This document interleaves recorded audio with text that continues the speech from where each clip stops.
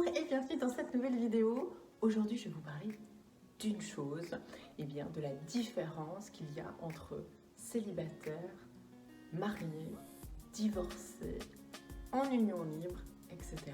Bon, j'ai choisi de vous parler de ce sujet parce que dernièrement, on m'a demandé comment est-ce qu'on pouvait faire la différence entre tous ces statuts. Comment est-ce qu'on pouvait savoir qu'on s'adressait à la bonne personne.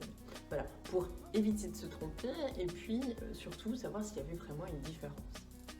Alors, première chose que je vais vous dire, la première différence, c'est vous qui allez la faire. Oui, vous allez la faire de par vous-même. Parce que bien sûr, vous avez des ressentis. Parce que bien sûr, vous avez une petite voix qui vous parle. Pas besoin de prendre une petite pilule rose qui vous fait avoir une seconde voix. Non, je parle de votre intuition, de ce que vous ressentez. Certains vont dire, oui mais moi l'intuition et moi, ça fait 42 000. Je peux l'entendre. Ça veut dire que c'est quelque chose que vous avez à travailler aujourd'hui. Et qu'il vous faudra affiner pour que demain ce soit un petit peu plus simple pour vous de travailler avec votre intuition. Parce qu'elle n'est pas à négliger, cette première différence. Ensuite, deuxième différence entre tous ces statuts. Eh bien, je ne vais pas vous expliquer ce qu'il y a un célibataire, une personne mariée ou bien encore une personne divorcée.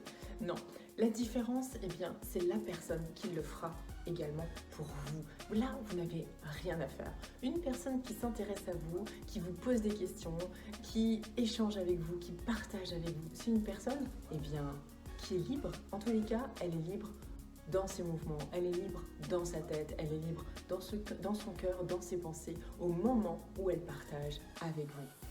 S'il y a un choix à faire, s'il y a une différence à faire, ce sera à elle de s'exprimer, ce sera à vous de lui poser la question. Bref, la personne fera la différence. Et troisième point, qui n'est pas des moindres, puisque c'est quand même le plus important, après vous, bien sûr, eh bien, il s'agit tout simplement de savoir exactement qui vous voulez. Comme Pauline, la semaine dernière, qui me demandait comment faire une différence entre un homme marié, un homme célibataire ou un mec divorcé. Mais c'est simple, en fait. C'est vous qui allez faire ce choix-là. C'est vous qui allez attirer le ou la partenaire idéal.